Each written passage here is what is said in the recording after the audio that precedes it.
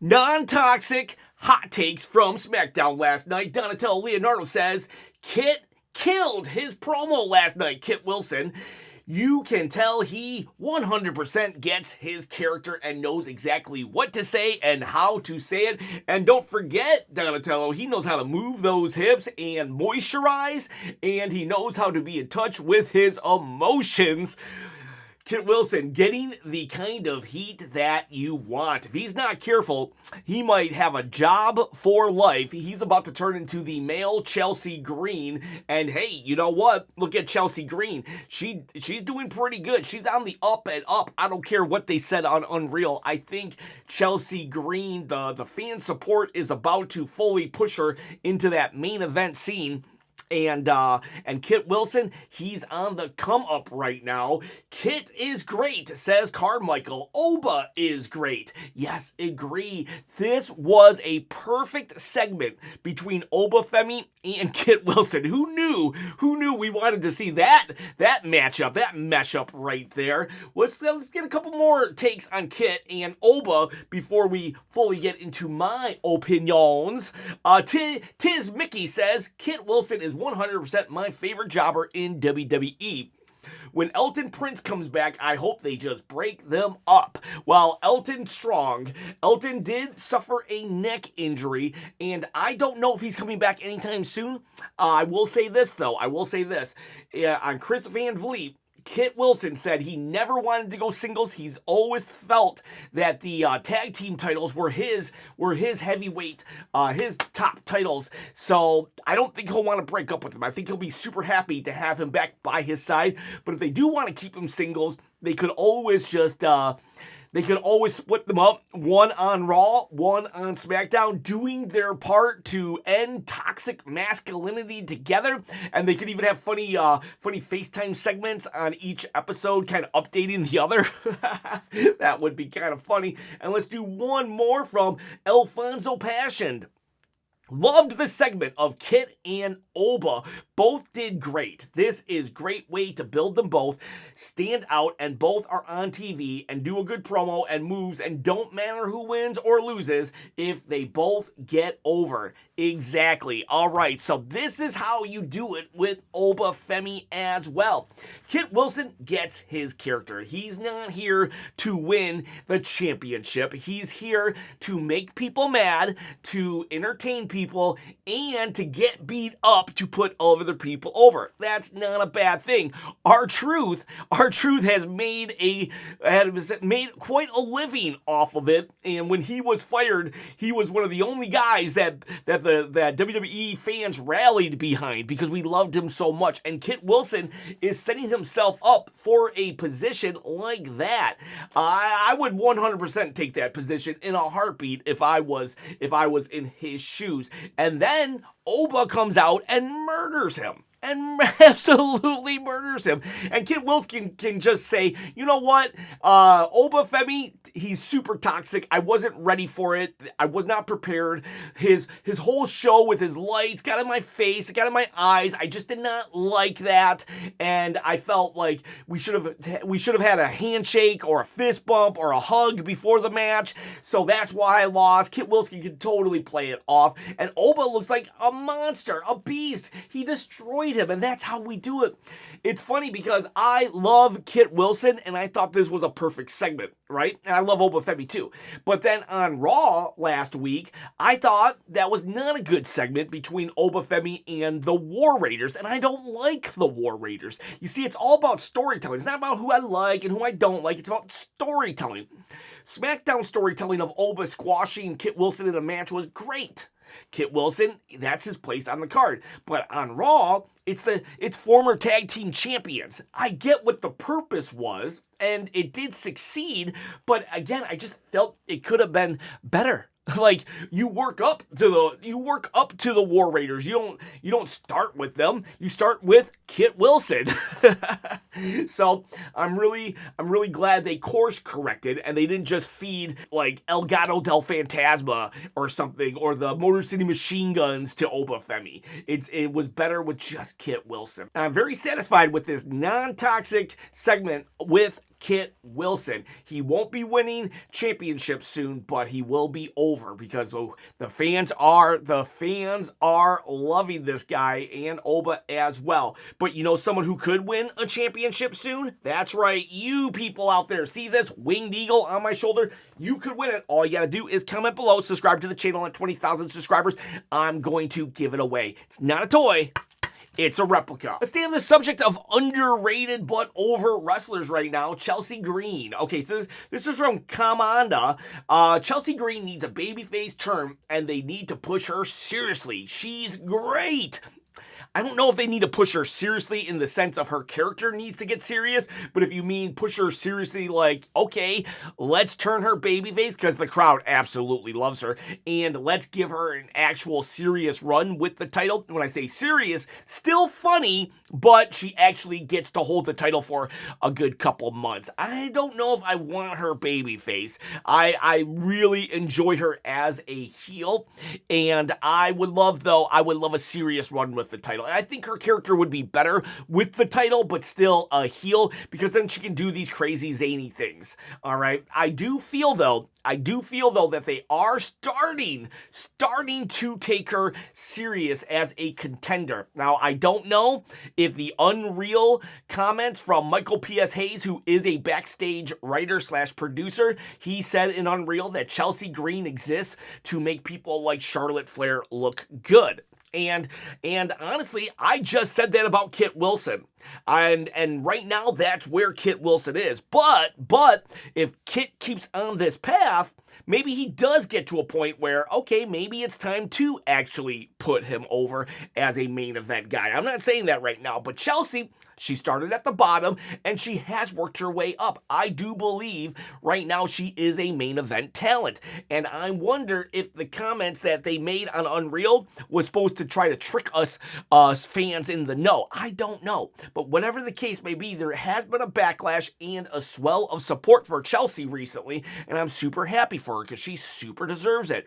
And I will say this. I did notice that she looked strong last night. She carried the match, in my opinion. I think she was the star of the Lash Legend Tiffany Stratton and Chelsea Green match. But there was a moment where Chelsea actually got the visual pin on Tiffany, but either Nia or I think it was Nia, but it might have been Lash, pulled her out.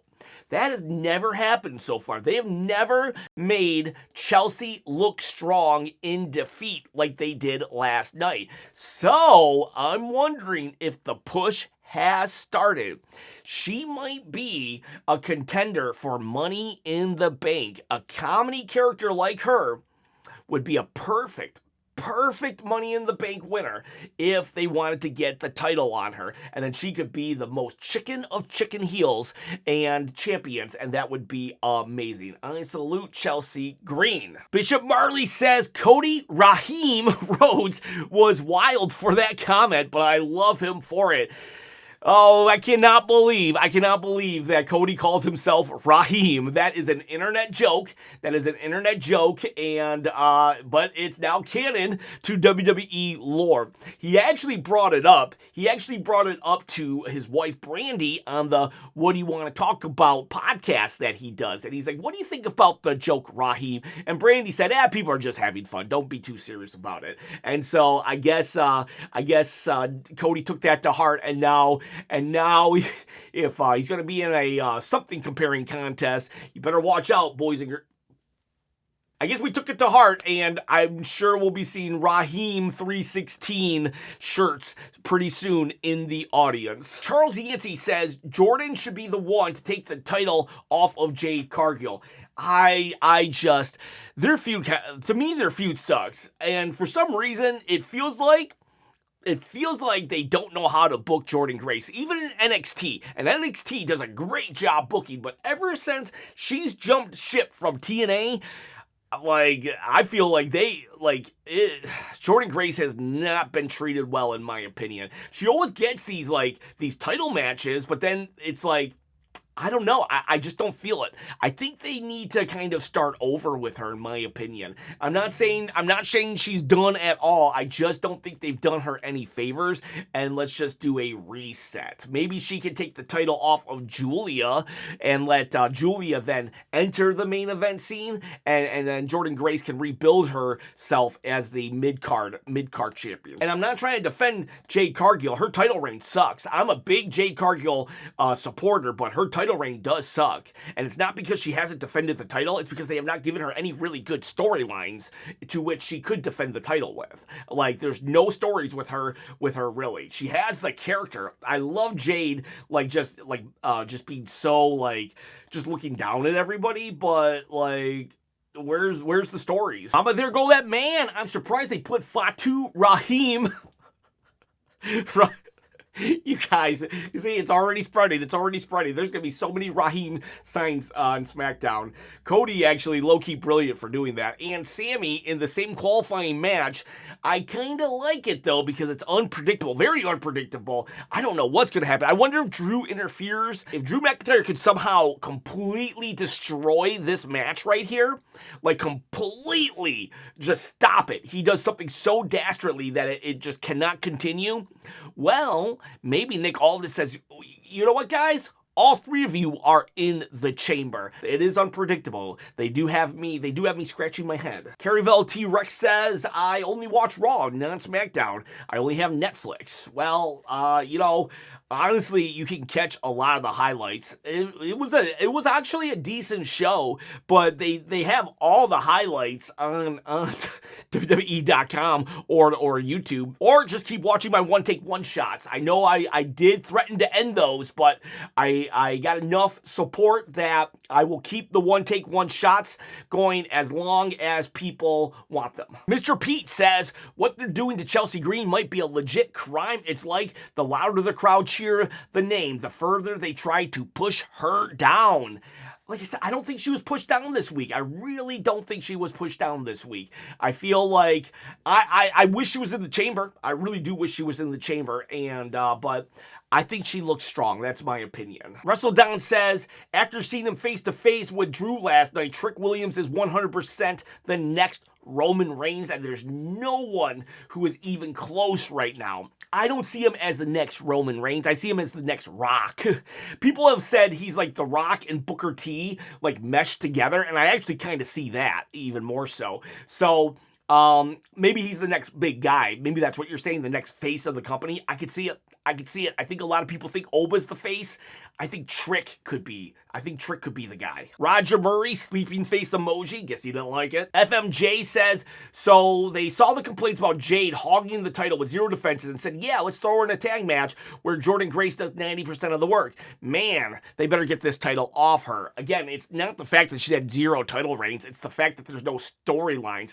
We should literally have Jade gloating that she's had 0 title reigns. If she was happy about it and shoving it down everybody's throats, then that would be a good character beat for her. But the fact that they're trying to just ignore it. And last night, why did Jade even stay there? Jade shouldn't have been in the match at all. She should have, Jordynne Grace should have went for a tag, and Jade should have just left. She should have just left. There was no need for Jade to stay there. Tracy Woods says, I don't have any complaints about this show. 7 out of 10. 7 out of 10. Yeah, that's what I gave it last night, but like I said, probably should have gave it an 8, but 7... High 7, low 8. Teddy Boy Ward says, after looking good against Cody, the 2 matches we've seen of Oba since have been turning him into more of a carny act. Not like the ruler. He needs a good live promo. Okay, so you're saying he's just coming out, and I think it's fine right now. We're just starting him off. He will pull out the mic skills in a little bit, because he does have really good mic skills, in my opinion. He sounds very unique. I think it's okay, though, to start him like this. You got Trick Williams doing a lot on the microphone. We can just have Oba just dominating. I'm totally cool with where he's at right now. Now, if he's doing this in 4 months, then I'm like, all right, let's not. But after the Elimination Chamber, they do need to do more with him. Major Mario says, I actually like that we don't know where we are going with the undisputed title at WrestleMania. So many valid options. You're absolutely right. The fact that Cody and Jacob are in a qualifying match next week, that's insane to me. I thought at least they would be in 2 separate matches, but I do not know what's happening. This is way more of an unpredictable WrestleMania season already. I hope the rest of the card feels this kind of like, with this kind of energy. Rick D says, as a big Julia fan, I am mad to see her at this point. They should just let Julia go. Her U.S. Championship belt isn't worth 2 craps. I do agree that Julia, they have like not done a good job with her. It does seem like to me though that they're trying a little harder on this second title reign. Her first title reign was absolute garbage, and again, it wasn't because of no title defenses or none of that. It was just because lack of story.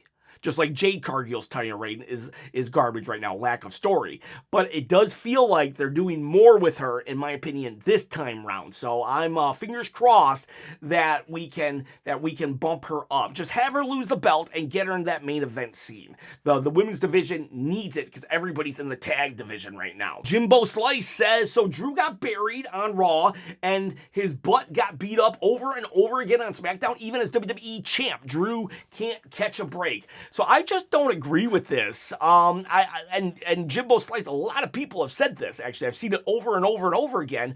I don't think he got buried on Raw. I just don't. I feel that they treated him like with reverence. Like Drew literally, or Roman literally said, that guy's like 4 times your size. And then Punk was like, you could only beat him because you had all your cousins help you. They made Drew seem like a threat. They didn't make him seem like, oh yeah, anybody can beat Drew. Like, yeah, Roman said it, but again, CM Punk countered, yeah, you and what army? Like Drew was a threat to them. He's so much of a threat, they brought him up. Nobody brought up Cody Rhodes, but they brought up Drew McIntyre. And then he comes out, he gets beat up by Cody Rhodes. And then comes out again, he gets beat up by Jacob Fatu. I actually like that story beat as well. And he's a heel. He's a heel. If that was Kurt Angle would have ran away too. It's okay. I don't think anybody's saying that Kurt Angle was a crappy champion. That's just what heels do. Edge would have ran away. Chris Jericho would have ran away. Tons of people would have done the same thing Drew did. And then Drew still came out. He didn't just run to his car and hightail it out of there. No, he made sure to get his point across. He's a heel. He's fine, in my opinion. I don't mind the heel getting beat up. I'm just glad the heel won the title finally. That was the thing. You got to let the heels win matches, but they can run away just to get their revenge later. Kamanda says, Liv Morgan is overrated. I don't think I could disagree with this comment anymore. Liv Morgan is like, I think she's next level. I think she is like the total package. The Comic Genius says, what's up, Chop? Hope you're doing well. Well, I've had better days, but you know what? Life goes on. LT says, I need Trick Williams in the main event. Newcomer or not, he looked so right staring down Drew. The man's already a superstar. I agree. I absolutely 100% agree that this dude, he's ready for the main event right now. Although, this is like one of the exceptions to the rules. I think Oba Femi should probably be in the main event right now for the belt, and maybe Trick Williams should be the guy to take the title off of Carmelo Hayes. That way Trick can have maybe 3 or 4 months with the mid-card title before entering the main event scene. But I definitely do not want to go the Braun Breaker route and just let him be on the main scene for like 3 years before we even hint at a main event run. No, do not do what you did to Braun Breaker. I just say 3 months with the U.S. title, and that's it. Main event after that. But I'm totally cool if we just put the strap on him, because you are right. He is ready. And the one sheepy says, both main shows done for the week, and Royce Keys hasn't shown up. They need to capitalize on him. Yeah, you're right. Royce Keys, like, why have him in the Royal Rumble if we're not gonna showcase him after the show? I mean, there's even NXT. If we're not gonna put him on the main roster, then put him on NXT. Heck, the moment Joe Hendry took the title down, they could have had Royce Keys push the ladder and be like, yeah, I'm here, and I'm making a statement. Like, why not? But there you go. And then Ricky Saints could team up with him immediately, kind of going off their past in AEW. But all right, boys, all right, girls, there you have it, my hot takes. See ya, bye.